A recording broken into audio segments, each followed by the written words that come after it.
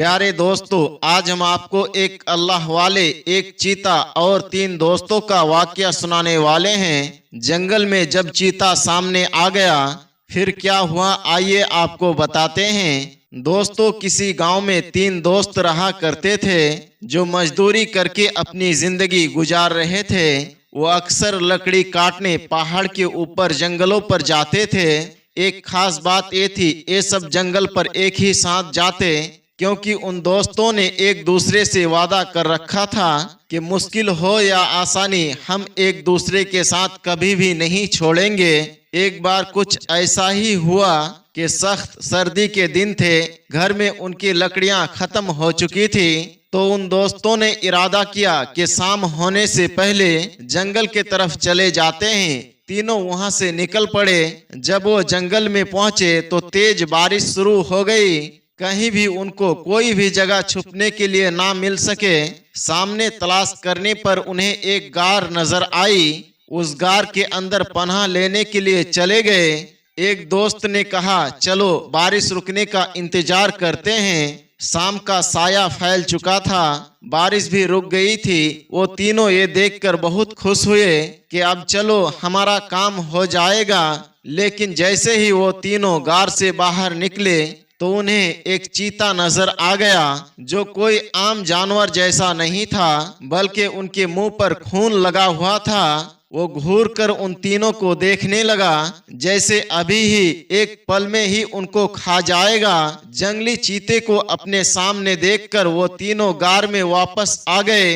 रात का अंधेरा फैल रहा था। अगर वो लोग यूं ही बाहर निकलते तो चीता उन्हें चीर फाड़ कर रख देता। जान बचाने के लिए वो तीनों गार में ही बैठे रहे और उन्हें कोई रास्ता नजर नहीं आ रहा था। चीता अपनी जगह से हिलने का नाम तक नहीं ले रहा था। अब वो लोग सोचने लगे, हम करें तो क्या करें, आखिर ऐसे में हमारी मदद के लिए कौन आएगा। उसी वक्त उन्हें गार में कोई हलचल सी महसूस हुई, जिसकी वजह से वो तीनों डर के मारे कांपने लगे कि अब तो हमारी मौत हमारे सामने तक आ गई है। अभी वो सिसकते हुए यही कह रहे थे तो किसी ने कहा, मैं कोई जंगली दरिंदा या जानवर नहीं हूँ, बल्कि एक दरवेश फकीर हूँ। यहाँ से गुजर रहा था तो मुझे लगा कोई गार के अंदर रो रहा है, तो मैं तुम्हें देखने के लिए चला आया। तुम लोग तो हट्ठे कट्ठे जवान हो, डर क्यों रहे हो। वो लोग कहने लगे, हजरत बाहर कोई चीता आपको नजर आया। फकीर ने कहा, नहीं, मुझे कोई चीता नजर नहीं आया, इसीलिए तो मैं आसानी के साथ गार के अंदर चला आया हूँ। ये सुनते ही वो तीनों खुश हो गए और कहा, तो अच्छा ठीक है, फिर हम चलते हैं। पर जैसे ही वो लोग बाहर की तरफ निकले उन्हें वो चीता दांत निकालता हुआ नजर आया। वो गुर्रा रहा था जैसे उन्हें अभी खा जाएगा। वो फिर से दौड़कर गार में वापस आ गए और कहा, हजरत आप कहते हैं कि बाहर कोई चीता नहीं है, लेकिन हमें तो वो साफ साफ दिखाई दे रहा है। हजरत ने कहा, लेकिन वो मेरा कुछ भी नहीं बिगाड़ सकता। उन्होंने कहा, क्यों, क्या वो आपका पालतू है। हजरत ने कहा, नहीं, वो मेरा पालतू नहीं है, लेकिन मैं सिर्फ अपने रब से डरता हूँ, किसी और से नहीं। तुम लोग आखिर चीते से क्यों डर रहे हो। उन तीनों ने कहा, क्योंकि हमें वो चीता ऐसे देख रहा है जैसे वो हम तीनों को गार से बाहर निकलते ही खा जाएगा। वो तीनों डर के मारे रोने लगे। अल्लाह वाले ने कहा, क्या तुम लोगों ने अल्लाह पाक से दुआ नहीं मांगी। एक शख्स बोला, हाँ, हमने दुआ तो मांगी है, पर हमारी दुआ कबूल नहीं हुई। तो अल्लाह वाले ने कहा, इसका मतलब है तुम लोगों के आमाल में कुछ गड़बड़ी है। मुझे सच सच बताओ, क्या तुमने कभी किसी का हक मारा है। क्या तुमने कभी किसी का दिल दुखाया है। किसी के साथ कोई बेईमानी तो नहीं की है। किसी के साथ जुल्म ज्यादती तो नहीं की है। अल्लाह वाले की बातों को सुनकर वो तीनों अपनी अपनी सोच में डूब गए। गहरी सोच में डूबने के बाद अब उनके माथे पर यानी पेशानी पर पसीने के कतरे चमकने लगे। एक दोस्त ने कहा, ए अल्लाह वाले, मुझे लगता है कि मैंने ज्यादती की है। अल्लाह वाले ने कहा, लेकिन बता के किसके साथ? उसने कहा अपने बच्चों के साथ। फकीर ने कहा चलो मुझे बताओ, तुमने अपने बच्चों के साथ क्या ज्यादती की है? पहला दोस्त कहने लगा हम पहले एक साथ नहीं रहते थे, बल्कि हम तीनों अलग अलग बस्ती के रहने वाले थे।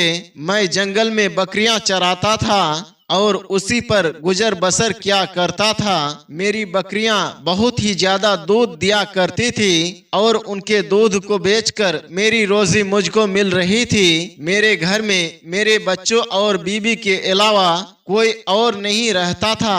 अल्लाह ताला ने मुझे बहुत सी दौलत अता की थी, क्योंकि बकरियों का दूध उस गांव में मेरे अलावा कोई और नहीं बेचता था। ऐसी आला नस्ल की बकरियां सिर्फ मेरे ही पास थी। मेरी बकरियां ऐसा दूध दिया करती थी कि उससे किसी बीमार को फौरन शिफा मिल जाया करती थी। लोग दूर दूर से मेरी बकरियां का दूध खरीदने के लिए आया करते थे और मैं उनसे मुंह मांगी कीमत लिया करता था। मैं पैसों के लिए सब कुछ करता था। मेरे बच्चे मेरे पास आकर वो दूध पीने के लिए मांगते तो मैं उनको दूध नहीं देता था, बल्कि झिड़क कर उनके माँ से कहता ले जाओ इन्हें, इनको ले जाकर रूखी सूखी रोटियां खिला दो। ये पैसा मेरे लिए है, तुम लोगों के लिए नहीं है। मैं अपने बीबी बच्चों को अपने लिए बोझ समझा करता था और यूं मेरा कारोबार तरक्की करता चला गया। एक दिन मेरा एक बच्चा बहुत ही शदीद बीमार हो गया। बीबी ने मुझसे कहा तुम सबको ये दूध देते हो ताकि उनकी बीमारियां दूर हो जाए, अपने बेटे को भी ये दूध दे दो ताकि वो भी भला चंगा हो जाए। मैंने अपनी बीबी को डांटते हुए कहा इस दूध को देने के लिए मैं पैसे लेता हूँ, लोग मुझे पैसे देते हैं, मैं बगैर पैसे के किसी को दूध नहीं देता।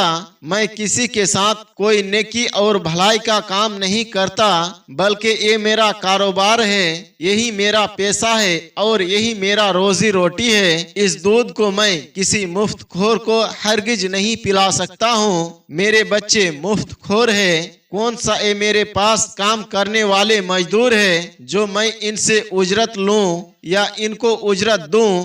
मेरी बातों को सुनकर मेरी बीबी जारो कतार रोने लगी और उसने कहा ये तो अल्लाह पाक की अमानत है, ये हमारी औलाद है, अपनी औलाद से भला कौन पैसे लेता है? क्या तुम जानते नहीं बेहतरीन सदका अपने बीबी बच्चों को खिलाना पिलाना है, उनकी जरूरियात को पूरा करना है, ये तुम्हारी जिम्मेदारी है। तुम कोई एहसान नहीं कर रहे हो। अगर तुम अपने बच्चों को एक प्याला दूध दोगे तो ये उसका हक है और ये तुम्हारी जिम्मेदारी है। मेरी बीबी की बात वाकई सच थी, लेकिन मुझे उस वक्त बहुत ही कड़वी लग रही थी। मैंने कहा तू मुझे ज्यादा बातें ना बता, मैं तेरी बातों में आकर इस बच्चे को हरगिज दूध नहीं दूंगा, तू यहाँ से फौरन चली जा।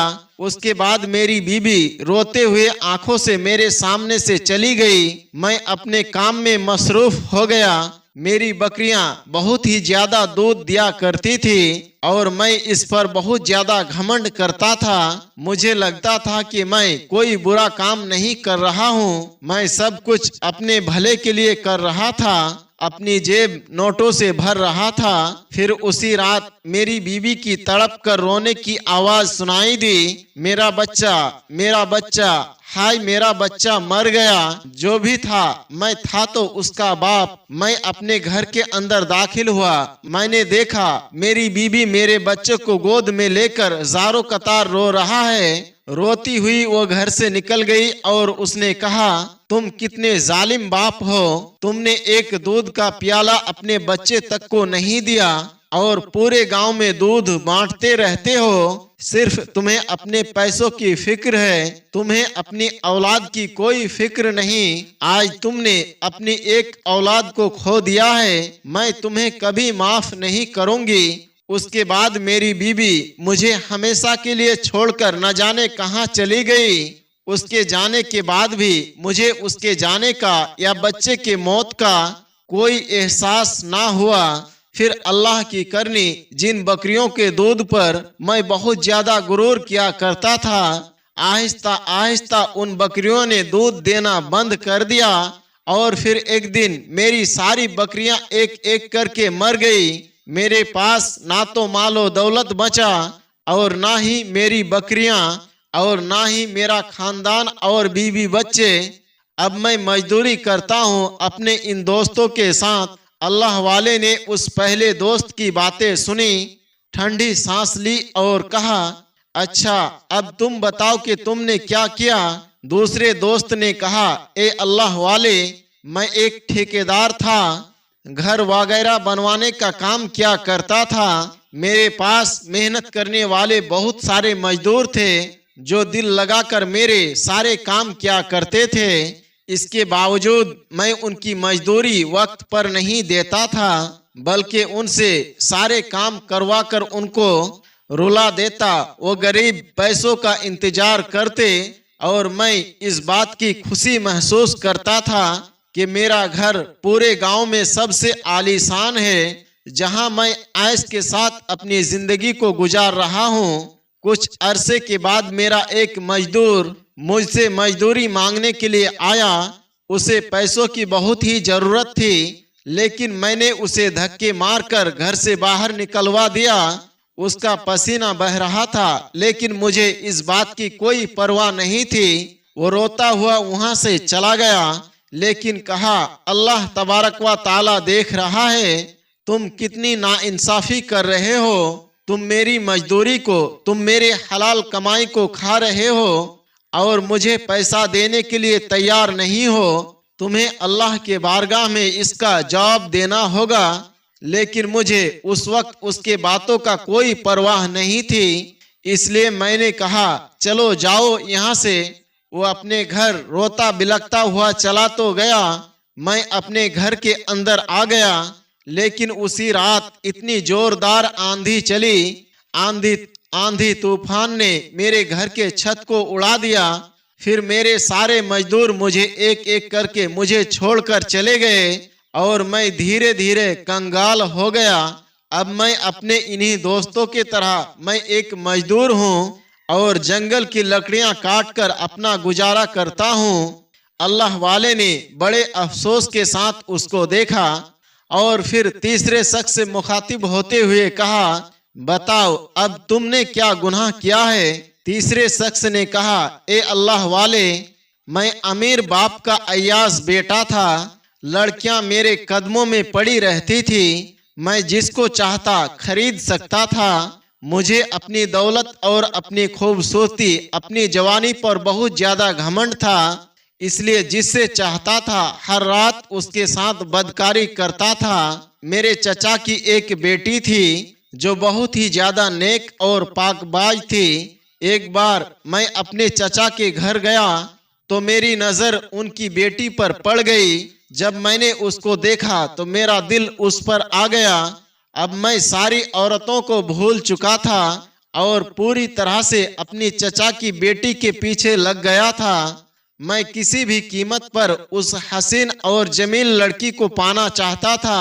मैंने अपने बाप से कहा, मुझे वो लड़की किसी भी सूरत पर चाहिए। मेरे बाप ने कहा, वो तुम्हारी कभी नहीं बन सकती, क्योंकि वो बहुत ही नेक लड़की है, अल्लाह वाली है, अच्छे किरदार की मालिक है। तुम अपने हरकतों को देखो, सारा मोहल्ला तुम्हें नापसंद करता है, फिर तुम्हारा चचा आखिर अपनी बेटी को तुम्हारे निकाह में क्यों देगा।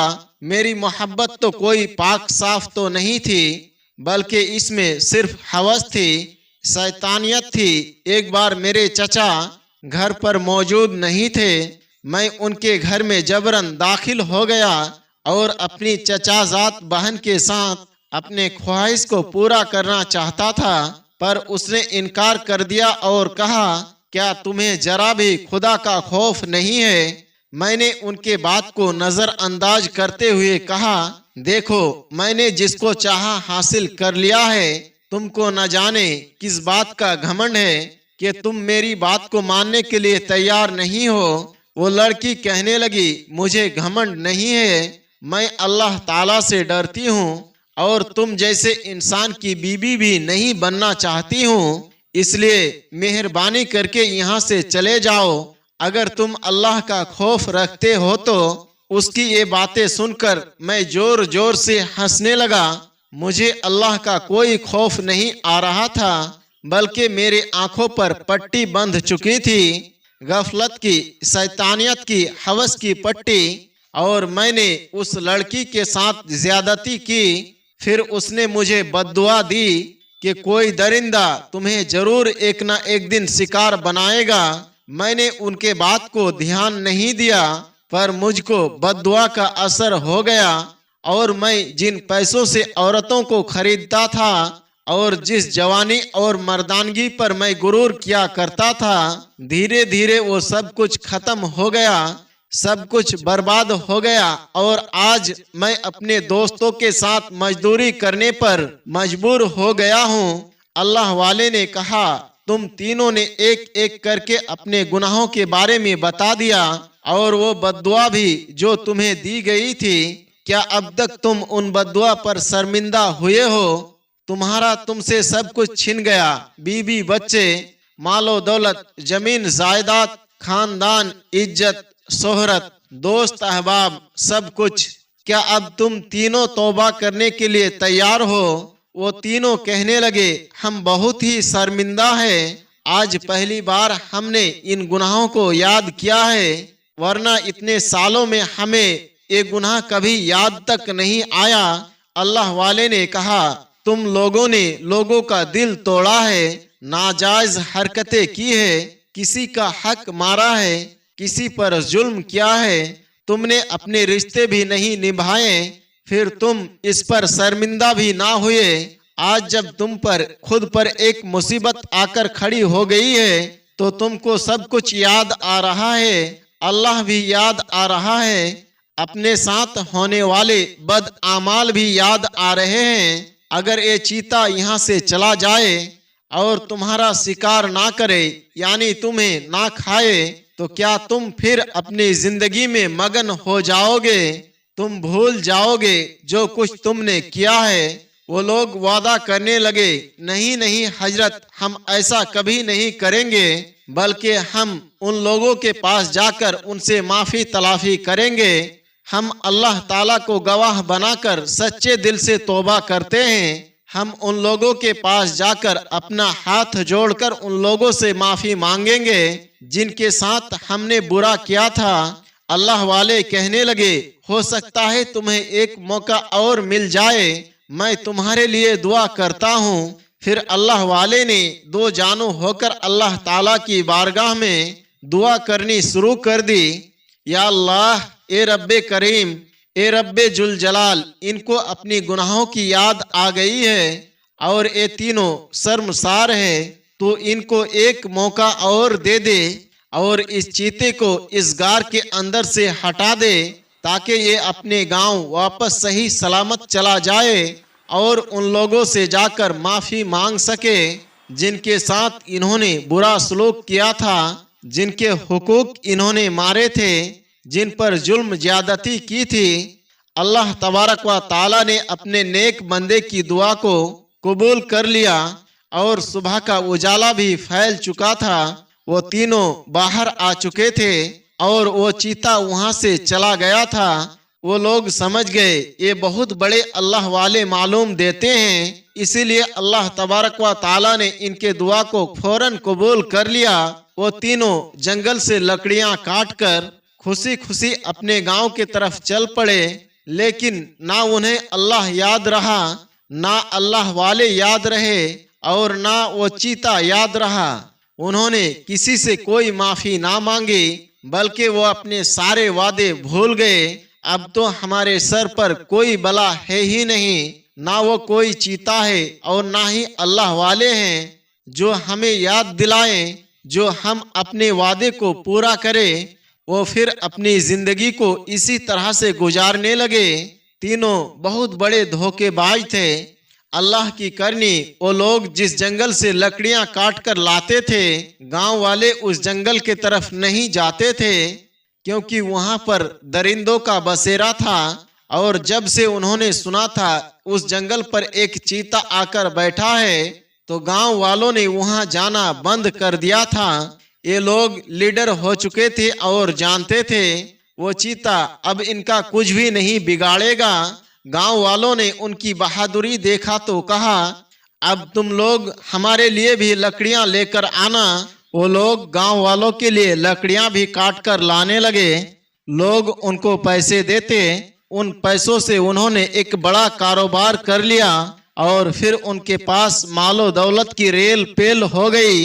वो तीनों कहने लगे, देखा हमने तो कुछ भी ऐसा नहीं किया, यानी ना किसी से माफी मांगी, ना ही किसी को पैसे लौटाए, लेकिन फिर भी देखो आज हमारे पास पैसा ही पैसा है, यानी अल्लाह हमारी कोई पकड़ नहीं करेगा। अगर ऐसा होता तो हम अब भी गरीब होते, लाचार होते, हमारे पास पैसा नहीं होता। इस बात पर वो घमंड करने लगे। काम बहुत ही अच्छा चल रहा था, किसी चीज के उनके पास कोई कमी नहीं थी। उन्होंने बहुत ही मजबूत दीवारों वाला घर तैयार कर लिया था, लोहे के दरवाजे लगा लिए थे। एक दिन बड़े चैन की नींद वो लोग सो रहे थे, अचानक गांव में शोर उठा।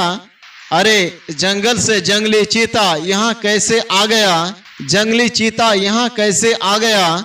वो तीनों दोस्त भी ये सुना तो घबरा कर बैठ गए, लेकिन अपने घर में घुसकर बैठे रहे।